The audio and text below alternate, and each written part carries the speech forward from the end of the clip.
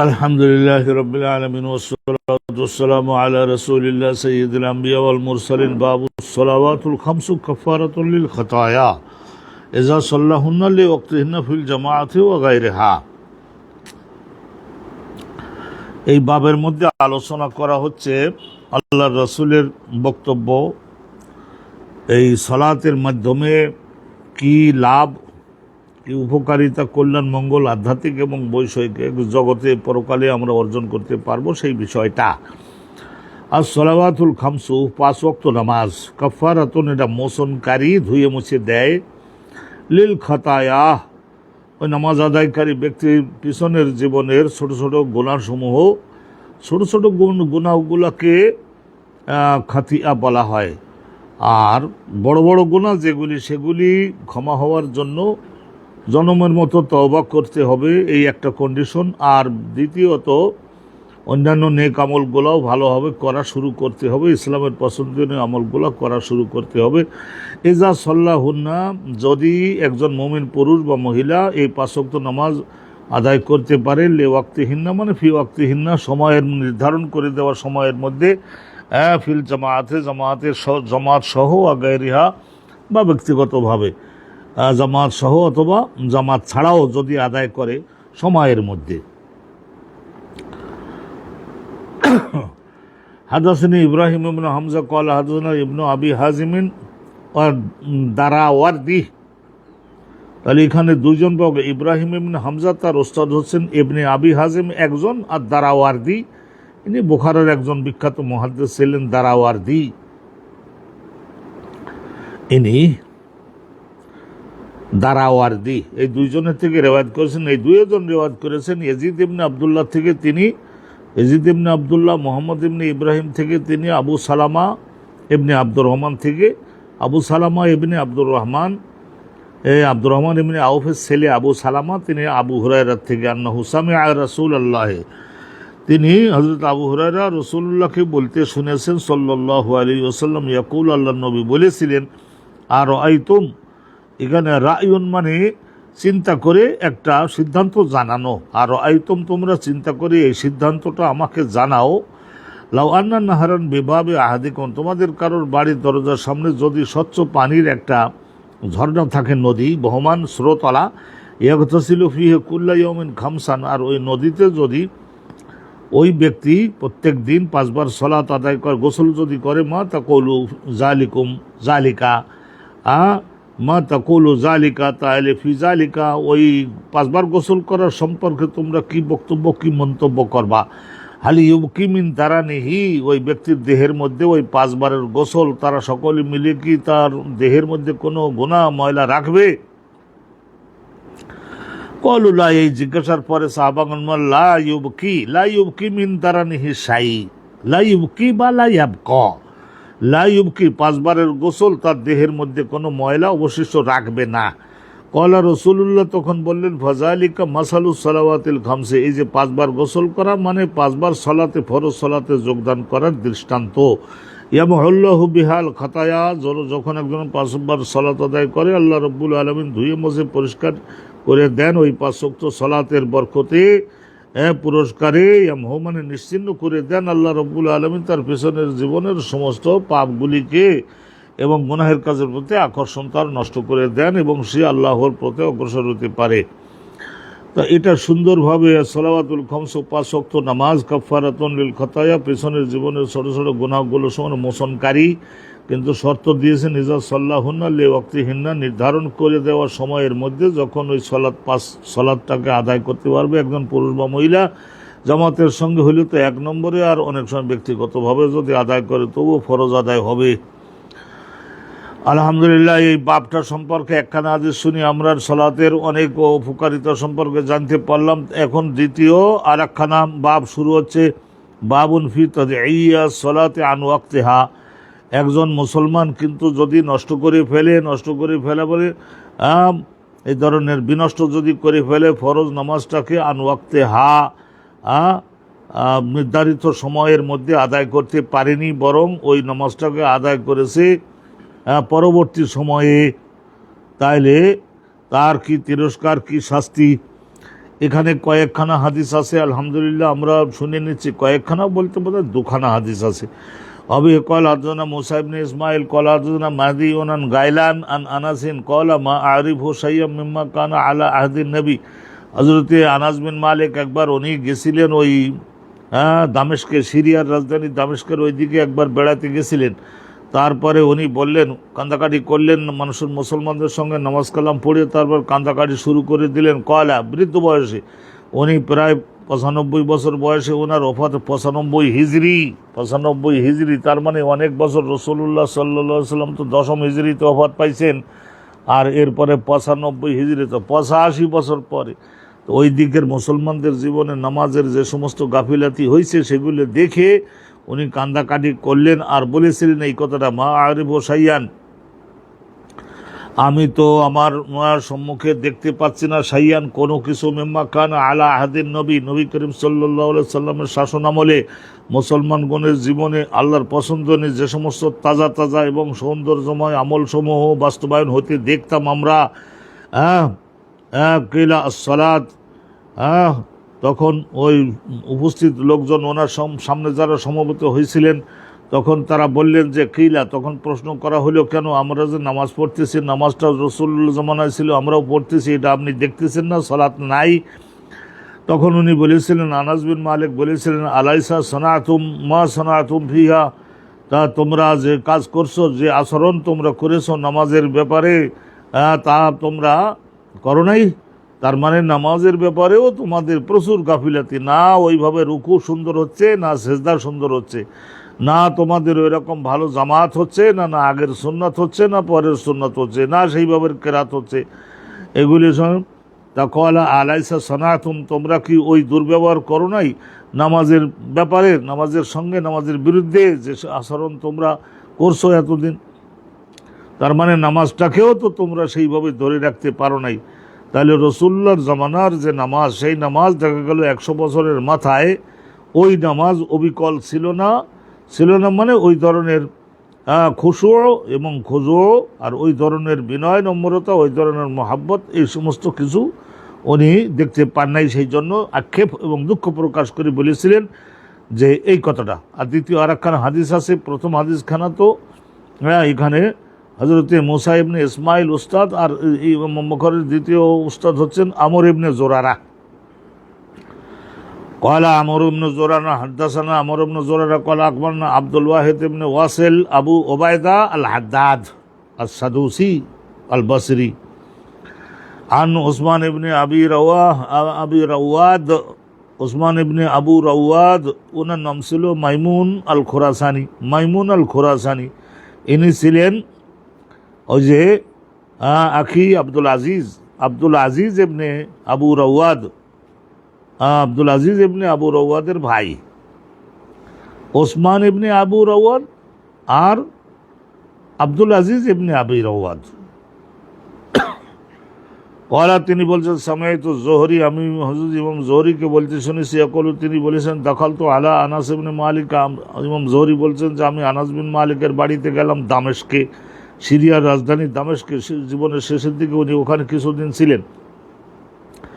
যে দেখলাম যে উনি কান্দাকাটি করতেন। ফাকল তো মাই উবকিকা, আমি জিজ্ঞাসা করলাম যে কোন দুঃখ, কোন কষ্ট, নাকি দেহের কোনো বেদনা, নাকি কি কারণে আপনি ক্রন্দন করছেন, আপনার কান্দায় কি কারণে?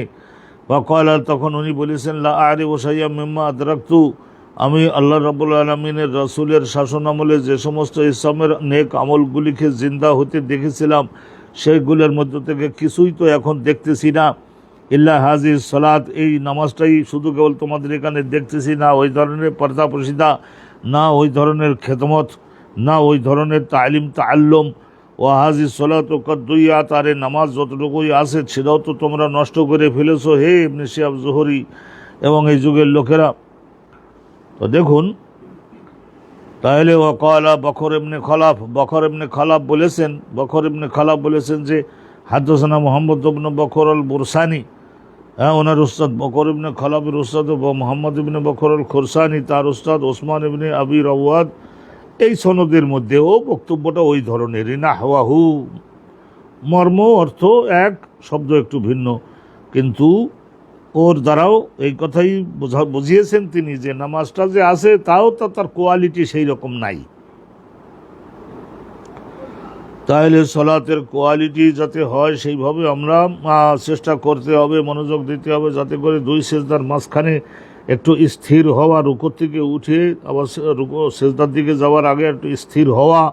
অনুরূপভাবে এই যে দুইখানা হাত রানের থেকে পৃথক রাখা, অনুরূপভাবে নিজের পেটের থেকে আবার হাতকে পৃথক রাখা, এরা অনেক শাসন বিধান আছে না। আর পা দাঁড়াবার সময় পায়ের দুই বুড়ো আঙ্গুলের মাঝখানে যতটুকু ফাঁক মানে দূরত্ব থাকবে, গোড়ালি দুইটার মাঝখানেও ততটুকু দূরত্ব থাকবে, অনেক জিনিস তো আছে। সেই রকমের অজু, সেই রকমের মেসওয়াক।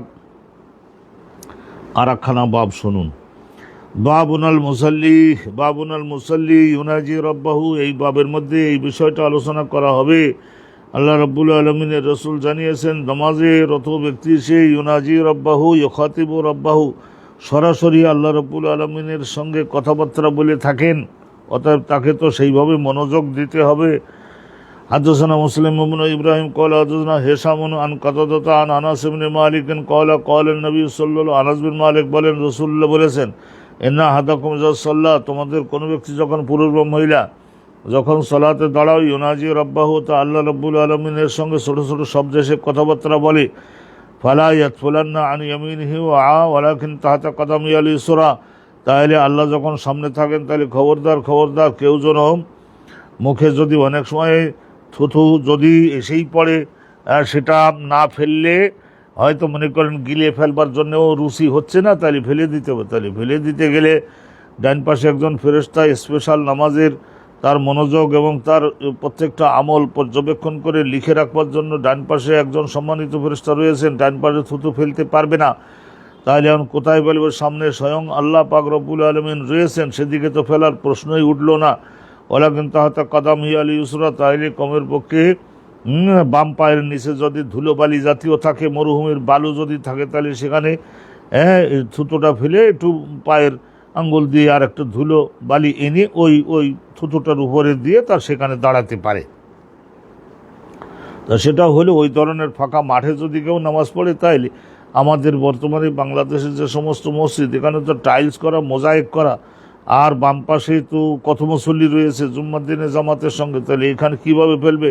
নিশ্চয় রুমাল জাতীয় কোনো কাগজপত্র থাকলে তার মধ্যে ফেলবে এবং ডলে নিয়ে তারপরে পরবর্তীতে সেটা ধুয়ে নিবে। হাদাসানা হাফস ইবনে ওমর ক্বালা হাদাসানা ইয়াজিদ ইবনে ইব্রাহিম ক্বালা হাদাসানা কাতাদা আন আনাস ইবনে মালিক আনিন নবী সাল্লাল্লাহু আলাইহি ওয়াসাল্লাম আন্নাহু ক্বাল, রাসূল বলেছেন, ইতাদিলু ফিস সুজুদ, তোমরা সকলে সিজদা করবার সময় ইতিদাল করো, ইতিদাল করা সিজদার মধ্যে। তার মানে ওই যে ইতিদাল মানে হলো এক সিজদা থেকে উঠে দ্বিতীয় সিজদায় যাওয়ার আগে একদম স্থির হয়ে যাওয়া, এটা ইতিদাল করা। ওয়ালা ইয়াবসুত আহাদুকুম যিরাআইহি কাল কালব, এবং তোমাদের মধ্যে কেহ যেন এই নিজের কনুইটা, হাতের একেবারে এই অংশটা, যিরাআইহি এইটা যেন প্রসারিত না করে। একটা নিকৃষ্ট প্রাণী আছে না কুকুর, এই কুকুরটা শোয়ার সময় যেমন নাকি কনুই সহ এইরকমভাবে মাটিতে লাগাই রাখে, এরকম কনুই মাটিতে যেন লাগাই না রাখো। তার মানে কনুইটাকে উঁচু করে রাখতে হবে। আবার এই অংশটা বুকের সঙ্গে মিলাইয়ে রাখা যাবে না, আবার এই অংশটাকে ওই রানের সঙ্গে লাগতেও দেওয়া যাবে না, একটু দূরত্বে নিয়ে রাখতে হবে, 4 আঙুল মনে করেন দূরত্বে নিয়ে রাখতে হবে। ওইভাবে রাখলে, মাটিতে রাখলে বা রানের উপরে রাখলে অথবা বুকের সঙ্গে মিলাই রাখলে, পৃথক না করলে এই সমস্ত জায়গায় কি হয়, আলস্য প্রবলতর হয়ে ওঠে। আলস্য, আলসামি, আর আলস্য থেকে চিরমুক্তি দেওয়ার জন্যই তো এই ইবাদতটা তাকে দিয়ে করানো হচ্ছিল। তো এইটা আপনারা শুনলেন, রাসূলুল্লাহ সাল্লাল্লাহু আলাইহি ওয়াসাল্লাম বলে যে ইতাদিলু ফিস সুজুদ, সিজদার থেকে দুই সিজদার মাঝখানে ইতিদাল করবা, একদম স্থির হতে হবে। ওয়ালা ইয়াবসুত আহাদুকুম যিরাআইহি, আর প্রসারিত ওয়ালা ইয়াবসুত আহাদুকুম যিরাআইহি কাল কালব, আর ইয়াবসুত মানে এরকম স্থাপন করা, এই কনুইটা মাটির সঙ্গে লাগাই দেওয়া, এটা করতে পারে না। কুকুর প্রাণীরা এরা অলস হয়, ওই রকম করে রাখে। ওয়াজা বাজা খাব, আর যদি থুতু ফেলতেই হয় ফালা ইয়াবজুকান্না বাইনা ইয়াদাইহি, ওলা ইয়াবজু ফালা ইয়াবজু কান্না বাইনা এদের সম্মুখে ফেরে আল্লাহ আছেন না, তা ওখানে থুতু ফেলা যাবে না। ওলা আনি ডাইন পাশে ফেরেশতা আছে না, ফেলা যাবে না। বাইনা ইউনাজি রাব্বাহু, কারণ সে এখন আল্লাহর সামনে দাঁড়িয়ে কথাবার্তা, আল্লাহ রাব্বুল আলামিন তার সামনে, ডাইন বাড়ি ফেরেশতা। ওয়াকালা সাঈদুন, সাঈদ ইবনে আবু আরুবাহ, সাঈদ ইবনে আবি আরুবাহ উনি বলেছেন, কাতাদা ওনার ওস্তাদ, লা ইয়াতফুল, থুতু ফেলতে পারবে না, কোদ্দামা ও সামনে, কারণ সামনে আল্লাহ, ওবাইনা ইয়াদাইহি, ডান পাশে ফেলতে পারবে না, কারণ সেখানে ফেরেশতা। ওয়ালাকিন আনু ইয়াসারি, সুযোগ আছে বাম পাশে ফেলাবার, যদি ফাঁকা মাঠ হয়, নিচে যদি বালু মাটি থাকে তাইলে, বাম পাশে যদি কোনো মুসল্লি না থাকে তাহলে বাম পাশে ফেলতে পারবে। আহত হাতা কাদামি, অথবা পায়ের নিচে ফেলে দেবে। এই বিষয়গুলি আমরা ইতিপূর্বে পড়েছি, ইতিপূর্বে আমরা অন্য এই আলোচনায় ইতিপূর্বে আমরা পড়েছিলাম আর একবার। অকাল আর শোবাত ইবনুল হাজ্জাজ, শোবান আল হাজ্জাজ বলছে লা ইয়াবজক, লা ইয়াবজক, ও আগের লা ইয়াতফুল, তাফুলুন মানে থুতু ফেলা, আর লা ইয়াবজক মানে ওই বোজাক। বাইনে এদের সামনে ফেলতে পারবে না, ডান বাড়ে ফেলতে পারবে না, বাম বাড়ে ফেলতে হবে, অত পায়ের নিচে দাফন করে দিতে হবে। ও কলা হুমায়ুন আনাসিন আন নবী সাল্লাল্লাহু আলাইহি ওয়াসাল্লাম লা ইয়াবজক ফিল কিবলা, কিবলা মানে কিবলার দিকে, পশ্চিম দিকেও না, ডান পাশেও না, ওয়ালাকিন আন ইয়াসারিও তাকাদামি গেল। কয়েকটা সনদে একটা বক্তব্য, কয়েকটা সনদ দ্বারা যদি বলে তাহলে দৃঢ়তা প্রতিষ্ঠিত হয়, সেই জন্য কয়েকটা সনদে বললেন। বাবুল ইবরাদ বিজহরে ফি সিদ্দাতিল হাররে, আর যদি প্রচণ্ড গরমের মৌসুম হয়, প্রচণ্ড গরম মানে মক্কা শরীফ, মদিনা শরীফ, ওই সমস্ত এলাকায় বালু এবং পাথর, এরও উঠন্ত সূর্য মানে সকাল 8টা 9টা থেকে আরম্ভ করে আগুনের মতো রৌদ্রের দ্বারা উত্তপ্ত করা হয়েছে ওই সমস্ত বালু এবং পাথরকে, তাহলে কি পরিমাণে, তাহলে জোহরের নামাজের সময় ওখানে তো কপাল দিয়ে, হাত দিয়ে, কপাল হাত নাক ওখানে মাটিতে স্থাপন করা যাচ্ছে না, তাহলে কি করা যাবে? ওই শুধু সোয়াইয়ের পর উঠে স্পর্শ করিয়েই উঠিয়ে ফেললে তো আর সেজদাও হবে না। আর ওই ধরনের আল ইবরাদ, এখানে কী হলো, নামাজটাকে এখন ঠেলে একটু পিছাইয়ে নিয়ে যেতে হবে ঠান্ডার মধ্যে মানে রোদটা একটু যাতে কম পড়তেছে এই রকম সময়ের দিকে ঠেলে দিতে হবে জোহরের নামাজটাকে। ফির সিদ্দাতেল হার, মারাত্মক ধরনের গরম যদি পড়ার মৌসুম হয়ে থাকে, আর যদি ঠান্ডার মৌসুম হয়ে থাকে তাহলে তো আর কোনো কথা নাই। আউয়ালে ওক্তে হাদাসানা আইয়ুব ইবনে সুলাইমান, ইমাম বুখারী হুজুর আইয়ুব ইবনে সুলাইমান, তার শিক্ষক হচ্ছেন আবু বকর, তার শিক্ষক সুলাইমান, আরেক সুলাইমান। ক্বালা, তিনি বলছেন যে ক্বালা সালেহ ইবনে কায়সান, সালেহ ইবনে কায়সান তার উস্তাদ মাদানী, তার উস্তাদ আরাজ, তার উস্তাদ আব্দুর রহমান ইবনে হুরমুজ, আব্দুর রহমান এবং হুরমুজ, ওয়া গায়রুহু, আরও অন্যান্য, আবু সালামা ইবনে আব্দুর রহমান। তাহলে এই যে আব্দুর রহমান আল আরাজ আর আবু সালামা ইবনে আব্দুর রহমান অনেকে মিলে বর্ণনা করেছেন। আবু হুরায়রার হাদিসের দর্শের মাহফিলে তো অনেক ছাত্র থাকতেন। আর একটা কি, নাফিউন মাওলা আব্দুল্লাহ ইবনে ওমর, আন আব্দুল্লাহ ইবনে ওমর, আব্দুল্লাহ ইবনে ওমরর না মাওলা বলতে বহুবার ব্যাখ্যা দিয়েছিস, বাজার থেকে কিনে এনে পরে স্বাধীন করে দেয়, লেখাপড়া শিখিয়ে ইসলাম প্রচারে নিযুক্ত করে। নাফে, হযরত আব্দুল্লাহ ইবনে ওমরের কৃতদাস ছিলেন তো নাফে, এত গোলাম কিনে মুক্ত করেছে, নিশ্চয় তাদেরকে আর্থিক অবস্থায় মজবুত হতে হয়েছিল। আব্দুল্লাহ ইবনে ওমর আর হজরতে ওমর, তাদের দুজনেরই বাপ বেটা দুজনেরই গোল্ডের ব্যবসা ছিল, সিলভার আয়রনের ব্যবসা ছিল, এই সমস্ত ভালো ভালো দামি জিনিসের ব্যবসা করতেন। বিদেশ থেকে ঘোড়া ইম্পোর্ট করতেন, আরবের ঘোড়া এক্সপোর্ট করতেন। এ সমস্ত ব্যবসা বাণিজ্য না করলে তো আর পকেটে টাকা হবে কি করে, আর ইসলামের জন্য কাজ কি করে করবেন। আব্দুল্লাহ ইবনে ওমর থেকে রেওয়ায়ত করেছেন কেডা? আব্দুল্লাহ ইবনে ওমর থেকে রেওয়ায়ত করেছেন হযরতে নাফে। ইনি কে? নাফেকে মাওলা আব্দুল্লাহ ইবনে ওমর। এন্নাহুমা হাদাসাহু, নিশ্চয় তারা দুজন মানে কি, এই যে হযরতে আবু হুরায়রা, ওনার থেকে এনারা দুইজন, আর এই দুইজনের এই এন্নাহুমা হাদাসাহু, নিশ্চয় তারা দুইজন, আব্দুল্লাহ ইবনে ওমর আর হযরতে নাফি, এই দুইজন। হাদাসাহু, তারা হাদিস বর্ণনা করেন দুইজন, আন রাসূলুল্লাহর নিকট থেকে, আন্নাহু কল, রাসূলুল্লাহ বলেছেন, ইজাস্তাদ্দাল হাররু, যখন তোমাদের দেশে তীব্রতর হবে গরম, গরমের মৌসুম, পাথর এবং বালু ভীষণ গরম, মসজিদের মধ্যে পাথর দিয়ে বানানো মসজিদ একেবারে আগুনের কড়াইতে উত্তপ্ত কড়াইয়ের মতো, ফাবরিদু বিসসালাত, তাহলে সালাতটাকে তোমরা একটু ঠান্ডার দিকে ঠেলে দাও, মানে সময় তো আছে, একটু ঠেলে দাও, দাও। ফাইন্না সিদ্দাতাল হাররি মিন ফাইহি জাহান্নাম, নিশ্চয় তীব্র গরম মারাত্মক ধরনের এই যে উত্তপ্ততাটা, তাপটা, এটা জাহান্নামের এটা হচ্ছে জাহান্নামের মিন ফাইহি জাহান্নাম, জাহান্নামের উষ্ণ নিঃশ্বাস, জাহান্নামের উষ্ণ নিঃশ্বাস, জাহান্নামের উষ্ণ নিঃশ্বাস, জাহান্নামের উষ্ণ নিঃশ্বাস, মিন ফাইহি জাহান্নাম।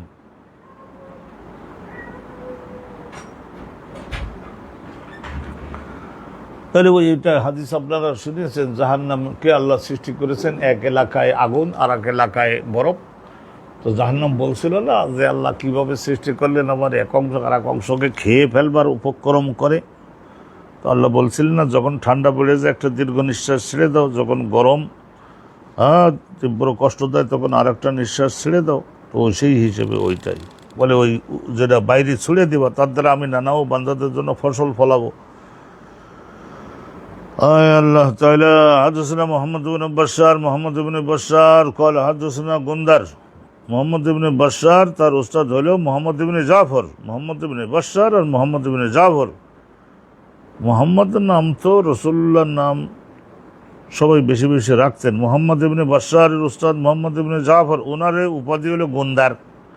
গুন্দার শব্দ শাব্দিক অর্থ হইল ধরলিয়া ছাড়ে না, তার মানে প্রশ্ন করে করে করে করে শিক্ষকের বাধ্য করে উস্তাদ উত্তর দিয়ে দেওয়ার জন্য। গুন্দার মোসের। হাদাসানা শুবা, ওনার শিক্ষক হযরত শুবা, তার শিক্ষক মুহাজির আবুল হাসান, উনি শুনেছেন যায়েদ ইবনে ওয়াহাবের নিকটে, তিনি আবু যর গিফারি থেকে। ক্বালা আযযানা মুআজ্জিন, আবু যর গিফারি বলেন যে আযযানা মুআজ্জিনুন, একজন মুআজ্জিন মসজিদে, হযরত বিলাল বেশিরভাগ সময় তো নামাজের আজান দিতেন হযরত বিলাল। আযযানা মুআজ্জিনুর নবী রাসূলুল্লাহ সাল্লাল্লাহু আলাইহি ওয়াসাল্লাম, মুআজ্জিন সাহেব মানে হযরত বিলাল আজান দিয়ে দিলেন। কোন আজান? নামাজের জন্য, আর জোহরের নামাজের জন্য। রাসূলুল্লাহ সাল্লাল্লাহু আলাইহি ওয়াসাল্লাম তখন একটু পর্দার মধ্যে থেকে মাথা বের করে তারা বলেন, আবরেদ, জোহরটা একটু ওই ঠান্ডার দিকে ভেতরে ঢোকাও, জোহরের নামাজটাকে একটু ঠান্ডার মধ্যে ঢোকাও, তার মানে দেরি করে পড়ো, যাতে একটু ঠান্ডা হয়, মানুষ যাতে একটু নাক এবং কপাল হাত এগুলি পাথরের উপরে রেখে সেজদা দিতে পারে। 3 তাসবিহ তো পড়তে হবে।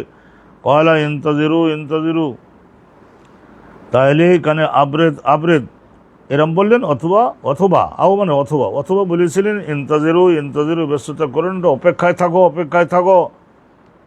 ওয়া কয়লা, এবং রাসূলুল্লাহ সাল্লাল্লাহু আলাইহি ওয়াসাল্লাম আরও বলেছিলেন সিদ্দাতুল হাররি মিন ফাইহি জাহান্নাম, জাহান্নামের উষ্ণ নিঃশ্বাস, এই গরম যেটা তীব্র গরমটা।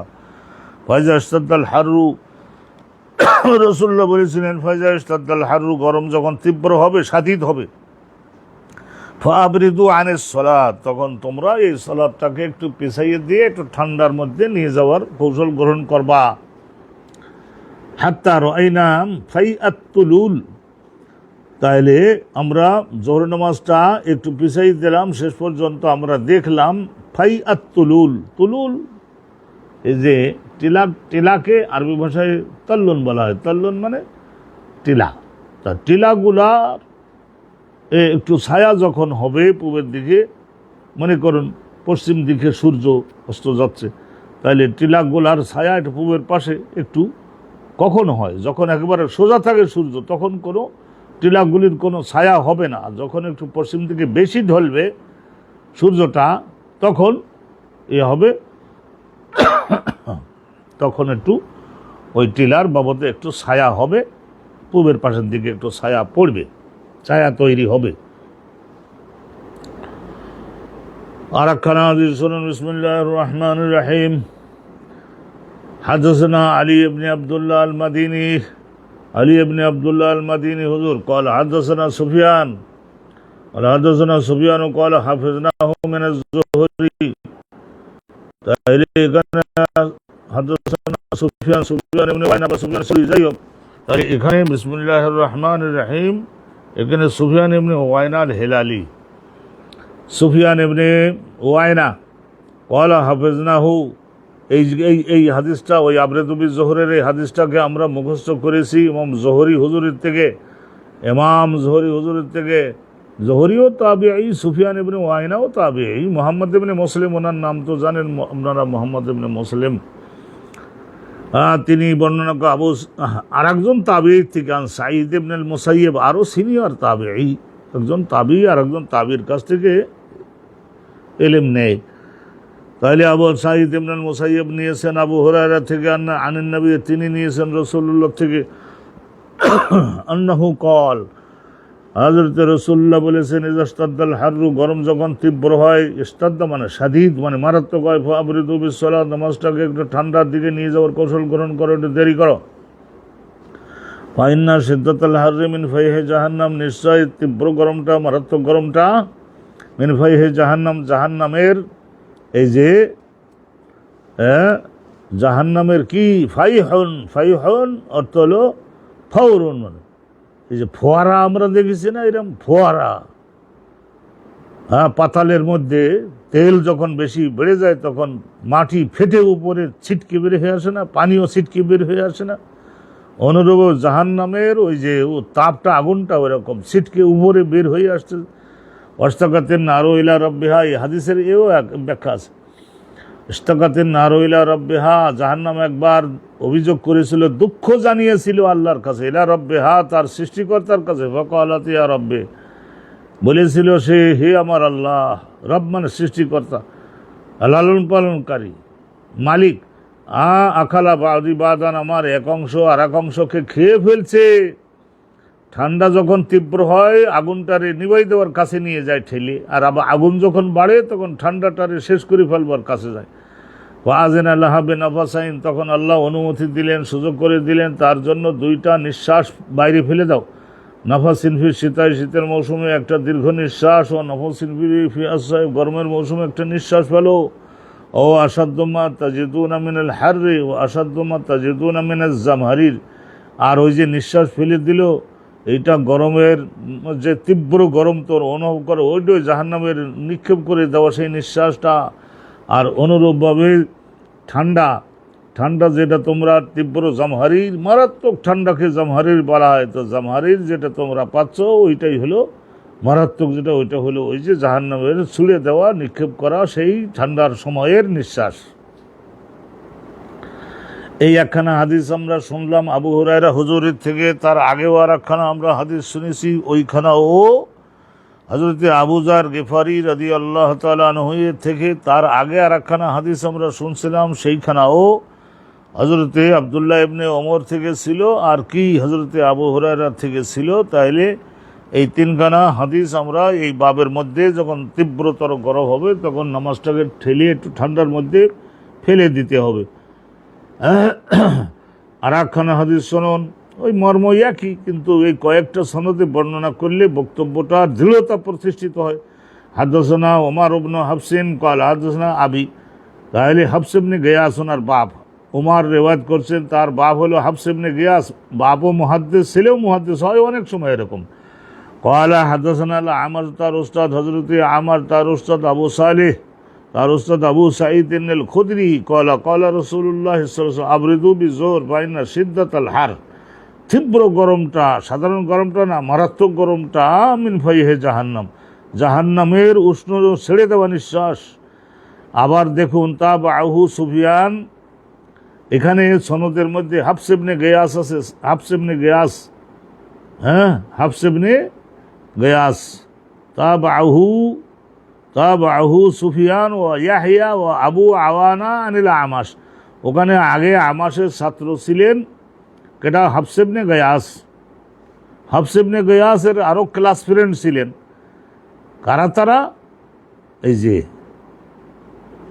একজন হলেন সুফিয়ান ইবনে ওয়াইনা, আর একজন ইয়াহিয়া আল কাত্তান, আর একজন আবু আওয়ানা, এনারা সবাই রিওয়ায়াত করেছেন আনিল আমাশ, আমাশের থেকে। আমাশ বলেছিলাম না, রাতে অন্ধ দেখে না, তো ওই দিনের বেলায় দেখে, তো আমাশ বলা হয়। আমা মানে অন্ধ, সাইয়ন মানে কিছুটা অন্ধ, দৃষ্টিশক্তি একটু হয়ে গেছিল। আমাশ, সুলাইমান ইবনে মেহরান।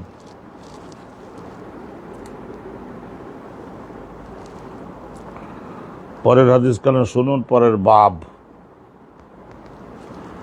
তা এখানে অনেকেই মনে করতে পারে যে এটা বোধহয় গ্রামে থাকলে এই আইন, সফরে গেলে ওই আইন। না, তা না, ওই সফরে গেলে ওই একই আইন। আলে ইবরাদু বিজোহরে ফির সফরে, সফরে গেলেও আল ইবরাদু বিজোহর, জোহর নামাজটা যদি মৌসুমটা মারাত্মক গরমের হয় তাহলে জোহর নামাজটা একটু ঠেলিয়ে ঠান্ডার মধ্যে ঢোকাবে, ইবরাদ। হাদিস খানা শুনুন, এখানে আছে অনুরূপভাবে একখানা হাদিসই আছে, তা শুনে নিন, তারপরে আলহামদুলিল্লাহ আরও আলোচনা শুনবেন সলাতের বিষয়ে রিলেটেড কোনো জিনিস। হাদাসানা আদম ইবনে আবি ইয়াস, ইমাম বুখারী হুজুরের শিক্ষক আদম ইবনে আবি ইয়াস কয়লা কুন্না মা রাসূলিল্লাহ, কয়লাম হযরতে আদম ইবনে আবি ইয়াস তিনি বলছেন যে হাদাসানা শুবা, তার মুহাজির আবুল হাসান মাওলা আলী বনি তিমিল্লাহ। তাইলে এটা মুহাজির আবুল হাসান, ইনি কে? তাইলে তিমুল্লাহ কুফার একটা বিখ্যাত কাবিলা মানে ট্রাইব। তা তিমুল্লাহ কবিলায় তিমুল্লাহর বংশধরদের কোনো একজনের ইনি কৃতদাস ছিলেন, মুহাজির আবুল হাসান। কয়লা তিনি বলেন সামাইতু যায়েদ ইবনে ওয়াহাব, আমি শুনেছি হাদিস খানা যায়েদ ইবনে ওয়াহাবের থেকে, তিনি আবু যর গিফারি থেকে। কয়লা কুন্না মা রাসূলিল্লাহ, হযরতে আবু যর গিফারি বলছেন যে, হযরতে আবু যর গিফারি বলছেন, বনু গফফার গোত্রের লোক তো আবু যর গিফারি। হ্যাঁ, এই যে আবু যর গিফারি কলেজ আছে না, ওই যে পাকিস্তান আমলে এগুলো সব সাহাবীদের নামে হয়েছিল, ওলি আল্লাহ গণের নামেও অনেকটা হয়েছিল। আবু যর গিফারি রাদিয়াল্লাহু তাআলা আনহু, ওনার থেকে শুনেছি। কয়লা তিনি বলছেন যে কুন্না মা রাসূলিল্লাহ, আমরা রাসূলুল্লাহর সঙ্গে এক সফরে ছিলাম। ফারাদাল মুয়াজ্জিন ইউয়াজ্জিনা লিজোহর, জোহর নামাজের আজান দেওয়ার জন্য মুয়াজ্জিন রেডি হচ্ছেন। রাসূলুল্লাহ সাল্লাল্লাহু আলাইহি ওয়াসাল্লাম বললেন যে মারাত্মক গরম, আজান একটু দেরিতে দাও, আধা ঘন্টা দেরিতে দাও। ফকাল নবী ও রাসূলুল্লাহ সাল্লাল্লাহু আলাইহি ওয়াসাল্লাম বললেন আবরেদ, একটু ঠান্ডা করো, ঠান্ডা হলে তারপরে দেও আজানটা। সুম্মা আরাদা ইউয়াজ্জিনা, দ্বিতীয় আর একবার আজান দেওয়ার সে নিয়ত করলো। ফকাল লাহু আবরেদ, দ্বিতীয়বারও রাসূলুল্লাহ বললেন ঠান্ডা করো, ব্যস্ততা করো না। হাত্তা রাইনা ফাইয়াতুলুল, শেষ পর্যন্ত সময় যখন আসলো তো আমরা টিলার, যেগুলো টিলা রয়েছে না, ওই টিলার পূবের সাইডে, পশ্চিম সাইডে সূর্য যখন একটু নিচে যাবে তখন টিলার উপরের ভাগের ছায়াটা একটু পেছনের দিকে একটু দেখা যাবে। তা সেটা আমরা দেখলাম, হ্যাঁ, টিলাটার দেহের ছায়াটা একটু প্রসারিত হয়েছে পূবের দিকে। ফকাল নবী ও রাসূলুল্লাহ সাল্লাল্লাহু আলাইহি ওয়াসাল্লাম, কারণ হিসেবে আবরেদ যে বলেন, এর কারণ হিসেবে রাসূলুল্লাহ বলেছিলেন ইন্না শিদ্দাতাল হাররি মিন ফাইহি জাহান্নাম, তীব্র গরমটা, মারাত্মক গরমটা, সহ্যের বাইরের গরমটা, এটা জাহান্নামের উষ্ণ নিঃশ্বাস গাল দিয়ে নাক দিয়ে ছেড়ে দিয়েছে। অতএব এই সময়ে ওই যে সেজদা করা, নাক এবং হাত কপাল মাটিতে রাখা, বালুর উপরে রাখা, পাথরের উপর রাখাটা খুব কঠিন হয়। তো ওই রকম লাগাইয়েই, মাটির সঙ্গে শোয়াইয়েই, পাথরের সঙ্গে স্পর্শ করিয়েই আবার উঠাই ফেলা, কীরকম সেজদা হবে। ফাইজা ইস্তাদ্দা আল হাররু ফাআবরিদু বিসসালাত, রাসূলুল্লাহ সাল্লাল্লাহু আলাইহি ওয়াসাল্লাম বলেছিলেন ইজা ইস্তাদ্দা আল হাররু, মারাত্মক গরম যদি হয় পাথর বালু, তাহলে ফাআবরিদু বিসসালাত, তাহলে তখন সালাত ও জোহর নামাজটা তোমরা একটু চেষ্টা করো পিছাইয়ে দিয়ে ঠান্ডার মধ্যে নিয়ে ভালোভাবে যাতে সেজদাটা দিতে পারো। ওয়াকালা ইবনু আব্বাস, হযরতে আব্দুল্লাহ ইবনে আব্বাস রাদিয়াল্লাহু আনহু বলছে ইয়াতাফাইয়াউ মানে ইয়াতামাইয়ালু, একটা জিনিসের ছায়া এটা তো এক জায়গার থেকে সরে অন্য আর এক জায়গায় যায়, তাহলে ফাই শব্দের শাব্দিক অর্থ কী? তা সেই জন্য আব্দুল্লাহ ইবনে আব্বাস মুফাসসিরুল কোরআন উনি বলছেন যে ইয়াতাফাইয়াউ মানে ইয়াতামাইয়ালু,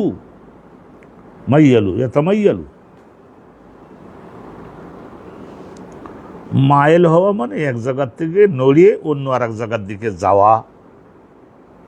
তো সূর্যটা যদি একটু নিচের দিকে যায় তাহলে তখন টিলার উপরের অংশের ছায়াটা যেখানে আগে ছিল তার চাইতে একটু নিশ্চয় সরিয়ে পূবের দিকে যাবে। আর একখানা বাব আমরা শুনে নিচ্ছি, বিসমিল্লাহির রহমানির রহিম। আর একখানা বাব আমরা শুনে নিচ্ছি, বেশি কঠিন না তো, অতএব এই জন্য আর একখানা বাব আমরা শুনে নিচ্ছি। বাবু ওয়াক্তে জোহরে ইনদা জাওয়াল, সলাতে জোহর আদায়ের সময়টা আসলে কখন, এইটা বর্ণনা করে দিচ্ছেন। আলহামদুলিল্লাহ আপনারা সকলে জানেন, তো এইটা শুনুন। বাবু ওই যে বাবুন যদি পড়ি তাহলে হতে পারে বাবুন হাজা, বাবুন হাজা মুবতাদা, বাবুন খবর, জুমলাই ইসমিয়া হয়ে গেল, একটা পুরা বাক্য হয়ে গেল, ইহা নতুন একটি বাব। এরপরে আবার নতুন বাক্য শুরু হবে। ওয়াক্তুজ জোহরে ইনদাজ জাওয়াল, সলাতে জোহরের আদায়ের নির্ধারিত সময় শুরু হবে সূর্য যখন মধ্য আকাশের থেকে পশ্চিম দিকে একটু ঢলে পড়বে, ঢলে পড়বে, কাত হয়ে পড়বে। তাহলে ওয়াকালা জাবের, জাবের ইবনে আব্দুল্লাহ বলেছেন, কানান নবী সাল্লাল্লাহু আলাইহি ওয়াসাল্লাম ইউসাল্লি বিল হাজেরা, রাসূলুল্লাহ সাল্লাল্লাহু আলাইহি ওয়াসাল্লাম, রাসূলুল্লাহ সাল্লাল্লাহু আলাইহি ওয়াসাল্লাম ইউসাল্লি যোহরা, যোহরের নামাজ রাসূলুল্লাহ আদায় করতেন হাজেরার সময়। হাজেরা বলতে কি? হাজেরা বলতে তীব্র গরমের দুপুর, দোপহর, আমরা বাংলায় দুপুর বলি, দুপুর, এটা হলো পেহের, অরিজিনাল শব্দটা হলো আরবি পেহের, পহর, পহর, 3 ঘন্টায় 1 পহর, সূর্য উদিত হওয়ার ওখান থেকে আরম্ভ করে 2 পহর, 2 পহর মানে 2 প্রহর, আমরা বাংলায় বলি না প্রহরে প্রহরে জাগে, 3 ঘন্টা ঘুমাইয়ে পাখি জেগে যায়, আল্লাহ জিকির করে। তাইলে পহর বলতে 3 ঘন্টা, 2 পহর মানে 2টা পহর মানে 6 ঘন্টা, সূর্য উঠবার পরে 6 ঘন্টার মাথায় গেলে সূর্য যেখানে দাঁড়ায়। হাজেরা তীব্র গরম হওয়ার কারণে ওই সময় মানুষেরা রাস্তাঘাট হিজরত করা মানে রাস্তাঘাটে নামে না, বাড়ির মধ্যে থাকে, তাঁবুর মধ্যে থাকে, যেখানে রৌদ্র নাই এমন জায়গায় থাকে। এই জন্যে হাজেরা বলা হয়, মানে পরিত্যাগকারী লোকেরা ওই সময়টাকে পরিত্যাগ করে, বাহির হয় না। হাজেরা মানে ওই যে দুপুর, তো রাসূলুল্লাহ সাল্লাল্লাহু আলাইহি ওয়াসাল্লাম নামাজ দুপুরবেলা পড়তেন, তার মানে ওই যে যখন মধ্য আকাশ থেকে সূর্য পশ্চিম দিকে ঢলে পড়েছে, তা এখন তীব্র গরমের মধ্যে আরেকটু দেরি করাতেন, সেটা অন্য জিনিস, কিন্তু জোহরের নামাজ আদায়ের টাইম তো হয়ে গেছে। হাজেরা থেকে শুরু হয়, জাওয়াল থেকে শুরু হয়, এইটাই শিখলাম এখান থেকে। একখানা হাদিস আপনাদের জন্য রয়েছে, শুনে নিন। ইমাম বুখারী হুজুরের শিক্ষক আবুল ইয়ামান, তার শিক্ষক সোহাইব, তার শিক্ষক ইমাম জোহরি, মোহাম্মদ ইবনে মুসলিম ইবনে শিহাব জোহরি বনু জাহারা গোত্রের হওয়ার কারণে জোহরি, বাপের নাম শেহাব, ইবনে শিহাব মোহাম্মদ বিন মুসলিম ইবনে শিহাব জোহরি। কালা আখবরানি আনাস ইবনে মালিক, ইনি তাবি, ইমাম জোহরি তাবিঈ, উনি শুনেছেন কার কাছে? আনাস ইবনে মালিকের কাছে, আন্না রাসূলুল্লাহ সাল্লাল্লাহু আলাইহি ওয়াসাল্লাম খারাজা, নিশ্চয় রাসূলুল্লাহ সাল্লাল্লাহু আলাইহি ওয়াসাল্লাম বের হলেন, ঘরের থেকে বের হলেন, হিনা জাগাতিস শামসু, যখন সূর্য জায়গুন মানে মাইলুন, যখন মধ্য আকাশ থেকে পশ্চিম দিকে একটু ঢলে পড়লো, 1 বিঘাতে ঢলে পড়লো, সরে গেল সূর্যটা। ফাসাল্লা জোহরা, ভালো করে ধরবেন, রাসূলুল্লাহ সাল্লাল্লাহু আলাইহি ওয়াসাল্লাম জোহরের নামাজটা আদায় করলেন। কামা আলাল মিম্বারে, এরপরে নামাজ আদায় করবার পরে তারপরে মেম্বারে বসলেন, উঁচু জায়গা কাঠের তৈরি মেম্বারে বসে জরুরি কিছু কথা থাকলে সাহাবাগণকে বলতেন। জাকারা সাআহ, এরপরে রাসূলুল্লাহ সাল্লাল্লাহু আলাইহি ওয়াসাল্লাম কিয়ামতের ভীষণ মহাবিপদের দিন, সেই দিনে অতিক্রম করে যাওয়ার জন্য নেক আমল এই জগৎ জীবনে যে যত বেশি করতে পারবে, সে ওই কিয়ামতের দিনের মহাবিপদের থেকে সে সেইভাবে অতিক্রম করে যেতে পারবে। এই আলোচনাগুলি রাসূলুল্লাহ উঠালেন। তখন সূর্য কোথায় থাকবে, কীরকম তীব্র তাপ হবে এবং কি গুনাহের কারণে জাহান্নামে যে, এইসব বিষয়ে ওয়াজাকারা সাআহ, রাসূলুল্লাহ সাল্লাল্লাহু আলাইহি ওয়াসাল্লাম আলোচনা করলেন সাহাবাগণের সামনে কিয়ামতের কথা। ওয়াজাকারা, আর নবী করিম সাল্লাল্লাহু আলাইহি ওয়াসাল্লাম আরও বয়ান করলেন, আন্না ফিহা উমুরান ইযামা, নিশ্চয় অনেক ঘটনা, আমরুন মানে বিষয়, বিষয় মানে পরিস্থিতি, উমুরান ইযামান বহু মারাত্মক ধরনের অনেকগুলি মহাবিপদ তখন মানুষের জীবনে এসে পড়বে, যাদের বদকর্ম এবং নেকামল নাই, ইমান নাই।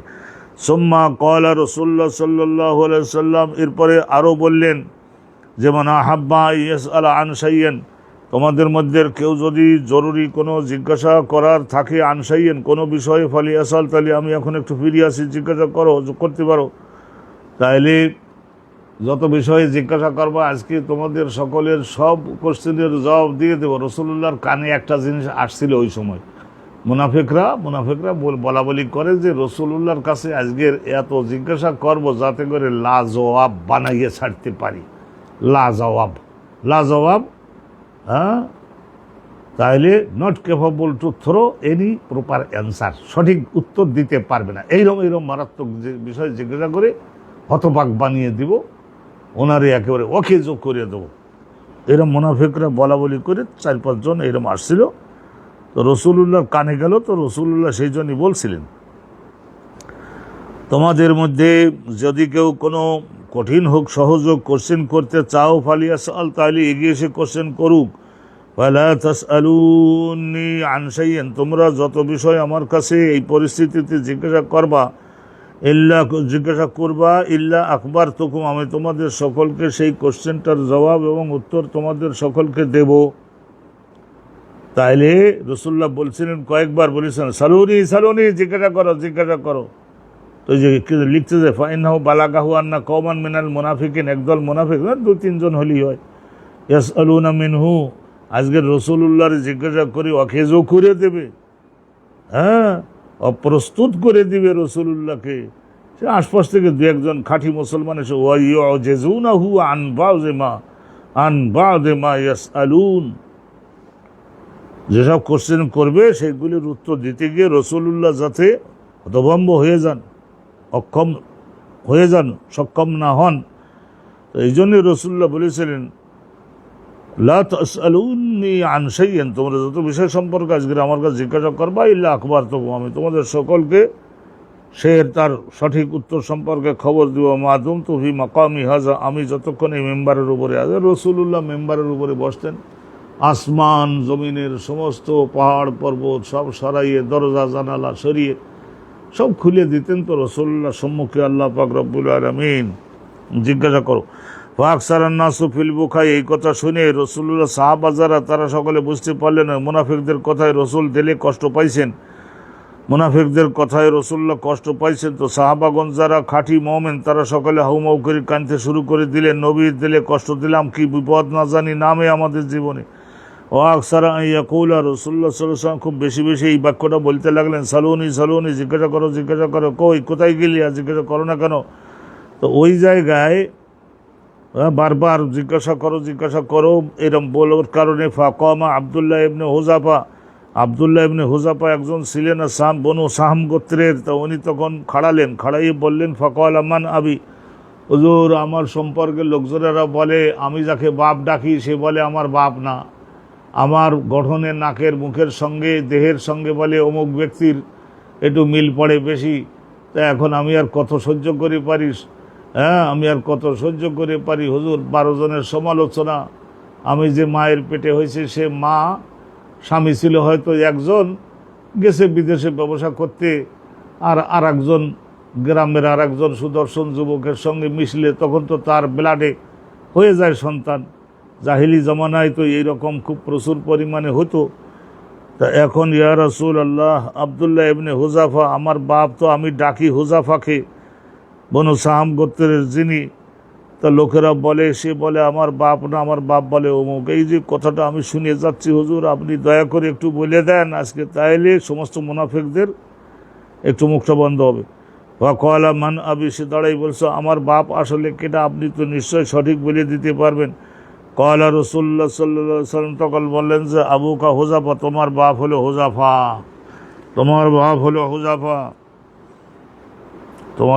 হুযাফা, এদিক ওদিক নাই। আর এরপরের থেকে আর মুনাফিকরা আর ওর বাপের নিয়ে আর কেউ কোনো কথা বলেনি।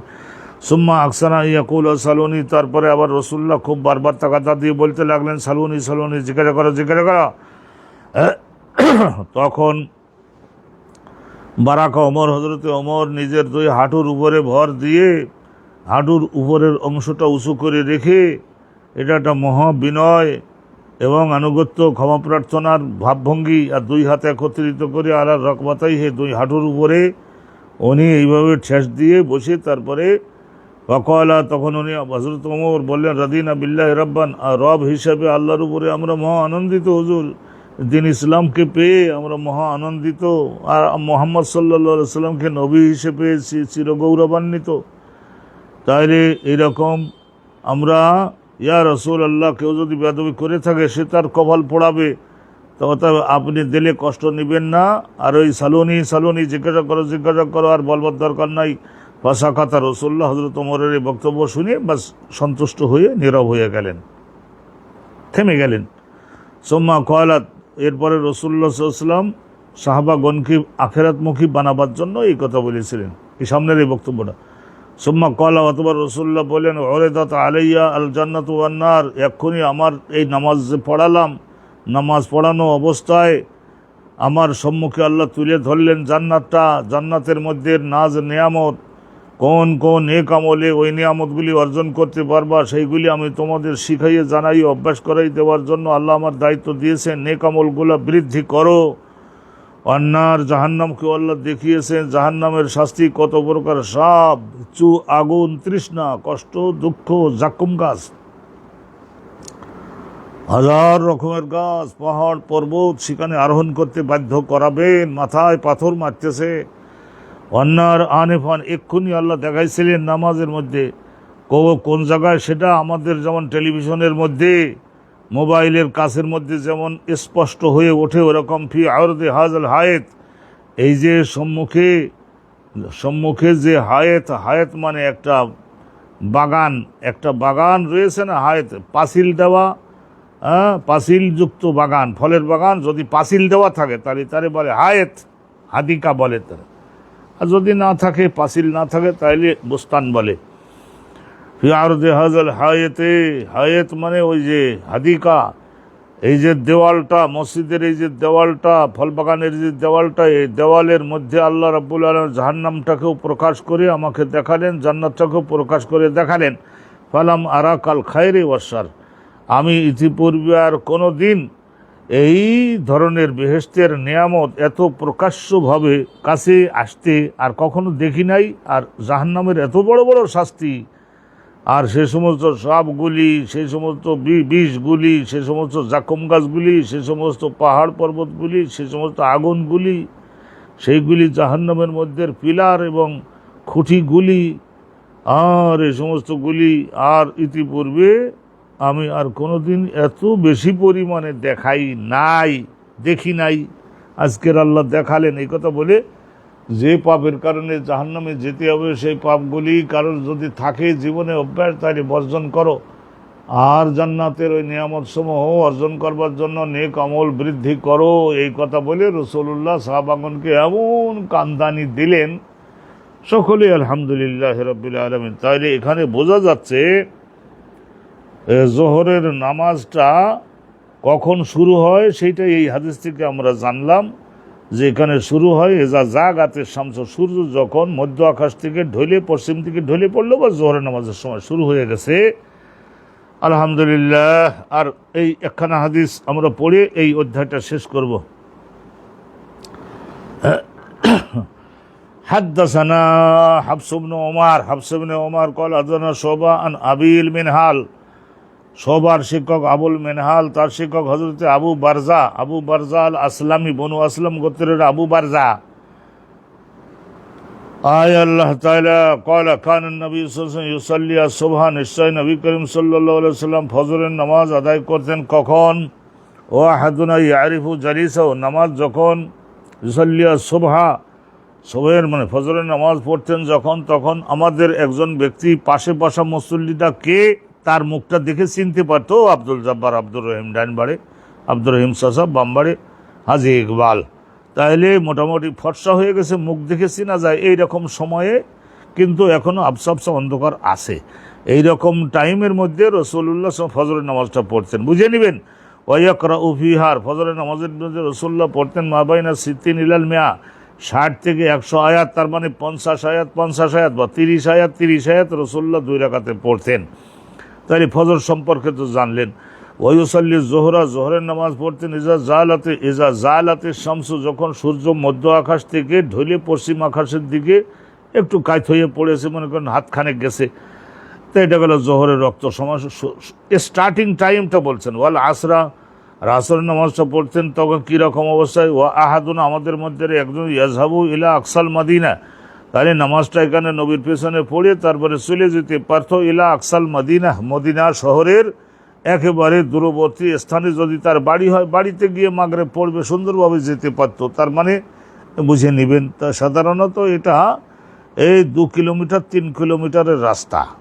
আমি মসজিদে নববীর ওখান থেকে ওই দক্ষিণ দিকে আওয়ালি গ্রাম, হজরত ওমরের বাড়ি যেখানে ছিল, ওই জায়গায় সৌদি এয়ারলাইন্সের অফিস আছে না, টিকিট ফিকিট করবার জন্য, কনফার্ম করবার জন্য, ওখানে আমরা যাইতাম। আসরের নামাজ পড়ি সুন্দরভাবে ওখানে গিয়ে, আর যৌবনকালে তখন তো একটু হাঁটতে এখানে প্রায় 47-48 বছর আগের ঘটনা বলতেছি, আরও দ্রুত গতিতে হেঁটে সেখানে গিয়ে তারপরে অফিসের সময়ের মধ্যে কাজটা শেষ করে তারপরে আবার কি করতাম, ওখান থেকে আবার আলহামদুলিল্লাহ। তো ওই মদিনার ওই আকসা দূরবর্তী বা ওখানে যদি তার বাড়ি হয়, তার মাগরিবের আগে সে বাড়ি পর্যন্ত চলে যেতে পারত।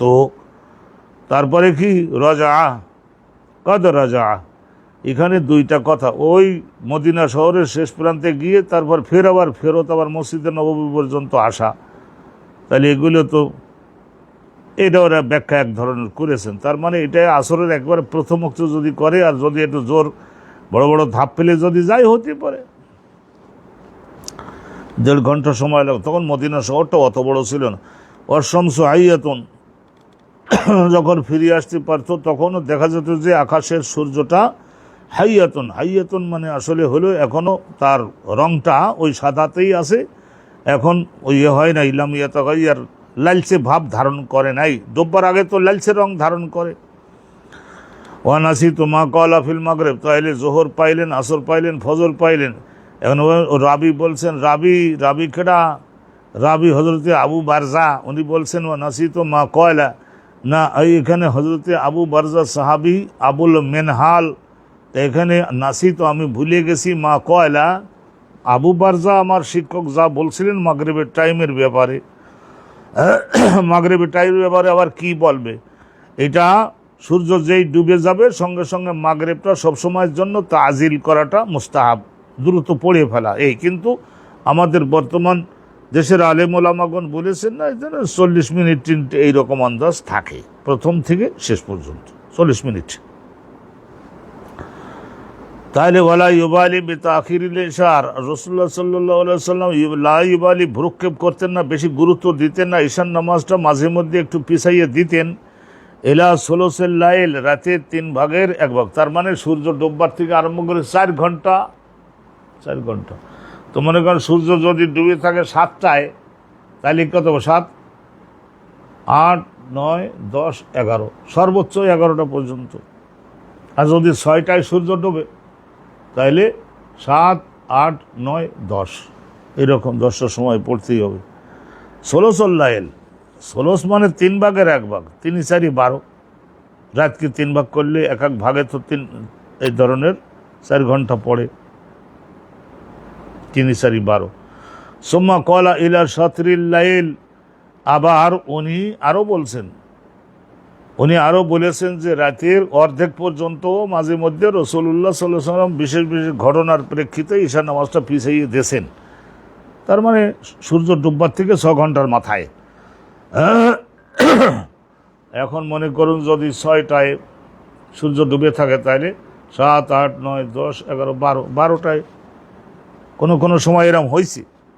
রাসূলুল্লাহ বলতেন যে এরম গভীর রাতে দিতে চাইছিলাম, গভীর রাতে ঈশাটা আমার দিলে চাইছিল, কিন্তু আল্লাহর বান্দাগণের একটু অসুবিধা হবে, সেই জন্য আমি ওইটা করি নাই। আল্লাহ পাক রব্বুল আলামিনের বললাম কি যে ঘুমাবে, একটু বেশি সময় দরকার, সারাদিন কাজকাম করছে, তাই একটু আগে ভাগে দাও, একটু আগে ভাগে দাও। ওই মাগরিবের থেকে চিন্তা করে দেখেন ফজর পর্যন্তের মাঝখানে অনেকটা সময় তো ইবাদত হয় না, গাফিলাতে শুধু ঘুমাই আমরা। তো সেই জন্য আল্লাহ বলেন ঠিক আছে, ঈশান নামাজ গভীর রাতে তো অনেকটা ঘুমাইলই, সেই জন্যই আবার ফজর এই দীর্ঘ রাতে তো বেশিরভাগ ইনকাম করে নেই, তো সেই জন্য 2 রাকাত ফজরে দাও, আর এখানে বেশিটা ঘুমিয়ে নেবে, সেই জন্য একসঙ্গে 4 রাকাত দিয়ে দিতে বলো, ঠিক আছে। ওয়াকালা মুআজ আর একজন রাবি, তিনি বলছেন যে কলা শোভা, তো ইমাম শোভা বলেছেন সুম্মা লাকিতুহু মাররাতান, আবুল মিনহালের সঙ্গে শোভা, ওই যে আবুল মিনহালের ছাত্র শোভা, সুম্মা লাকিতুহু, একবার আমার উস্তাদ আবুল মিনহালের কাছে গেছিলাম দেখা করতে, তো উনি আমাকে বলে দিলেন মাররাতান উখরা, অন্য আর একবার দেখা করতে গেছিলাম, তো বলে দিলেন ফাকালা আও সুলুসুল্লাইল, নিসফুল্লাইল অথবা সুলুসুল্লাইল, হ্যাঁ, আও মানে অথবা দিয়ে বললেন রাতের 3 ভাগের 1 ভাগের শেষ প্রান্তে, অথবা রাতের অর্ধেকের শেষ প্রান্তে, নিসফুল্লাইল সুলুসুল্লাইল। আলহামদুলিল্লাহ, এই তো পড়লাম আমরা, আর একখানা হাদিস দিলেই এটা হয়ে যায় নামাজের ওয়াক্ত সময়।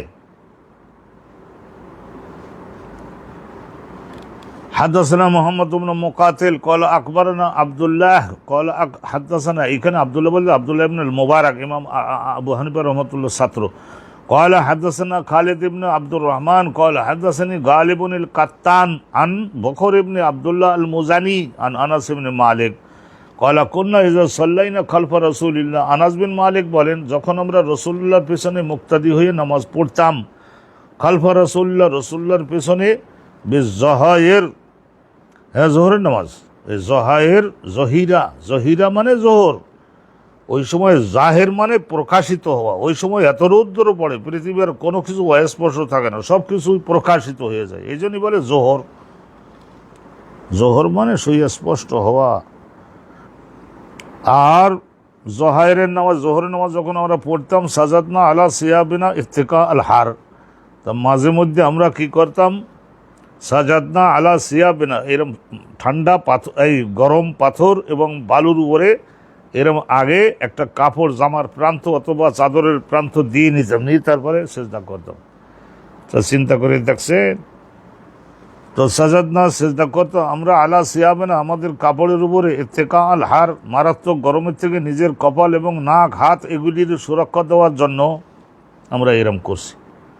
তাহলে জোহরের নামাজটা মারাত্মক গরমের মধ্যেও সাহাবারা পড়ছেন, কিন্তু মোস্তাহাব হলো গরমের মৌসুমে জোহরের নামাজটাকে একটু পিছাইয়ে ঠান্ডা সময়ের মধ্যে কিছুটা, আধা ঘন্টা 1 ঘন্টা দেরিতে দিলেও তো জোহরের রক্ত তো আল্লাহ দিয়েছেন প্রশস্ত করে, কাজকাম যদি না থাকে তাহলে আর কি করবেন। আর যদি কোম্পানিতে চাকরি করেন, ছাড়বে না কোম্পানি, তো নামাজ আর খাওয়া এই দুইটার বাবদে বেশি সময় তো আপনাকে দেবে না।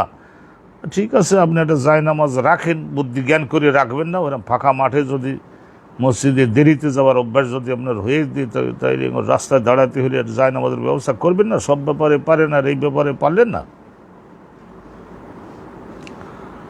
আলহামদুলিল্লাহ, আল্লাহ পাক রব্বুল আলামিন রহমত আমাদিগকে করুন, এক ওসিলায় তো আল্লাহ রহমত করবেন। আর বান্দা মানুষ হিসেবে আমাদের সব সাইডে দুর্বলতা, সব সাইডে অক্ষমতা, গাফিলাতি, সেগুলি তো আমাদের আছেই।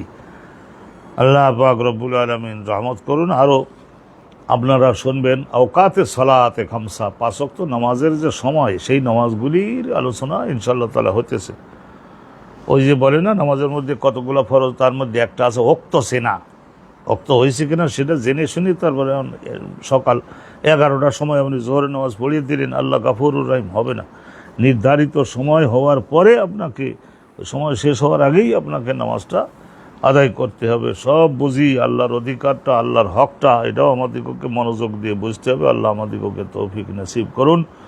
সম্মানিত দর্শক, সম্মানিত শ্রোতামণ্ডলী, আপনাদের অনেক সময় দেখা যায় যে জরুরি বিপদ মুসিবত, তো এটা আপনারা লিখে একটু দিতে পারেন। আমরা আলহামদুলিল্লাহ, যেমন আজকের 5 তারিখ বাংলাদেশের উপরে একটা বড় বিপদ হওয়ার সম্ভাবনা ছিল, তো আল্লাহর রহমত চেয়েছি আমরা সকলে। আল্লাহ তাআলা রহমত করে আমাদেরকে বিপদের থেকে উদ্ধার দিয়েছেন। সারা বছর যাতে আল্লাহ আমাদের, বাংলাদেশ একটা আয়তনে ছোট একটা দেশ, আর আমাদের মধ্যে অনেক মানুষ আমরা গুনাহের কাজের সঙ্গে জড়িত, ঘুষ খাই, বিশেষ করে অফিস আদালতে ঘুষ আর ঘুষ, ঘুষ আর ঘুষ, এভরি হয় আর ঘুষ, ঘুষের মহাবন্যা।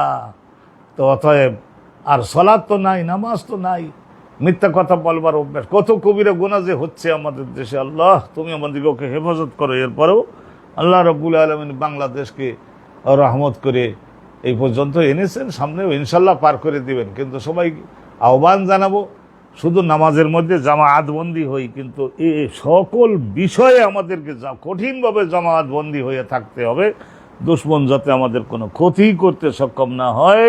জামায়াতবন্দি হলেই কিন্তু শক্তি থাকে। আমরা সকলে আজকাল ওই যান্ত্রিক যুগে বসবাস করবার ওসিলায় দেখছি না, 400-500 মহিষ একসঙ্গে ঝাঁক বেঁধে একজন আরেকজনের দেহের সঙ্গে দেহ লাগাইয়ে চলে যাচ্ছে না, পাশে 3-4টা সিংহ বসা। তারা চেষ্টা করেছিল যে যদিও দুর্বল একটা পাইতাম ধরে গোশত খাইতাম, কিন্তু এই জামাতবন্দি হয়ে থাকবার কারণে মহিষগুলা চলে যায়, সিংহেরা বসে জিভ চাটে, একটা গাও ধরতে পারে না।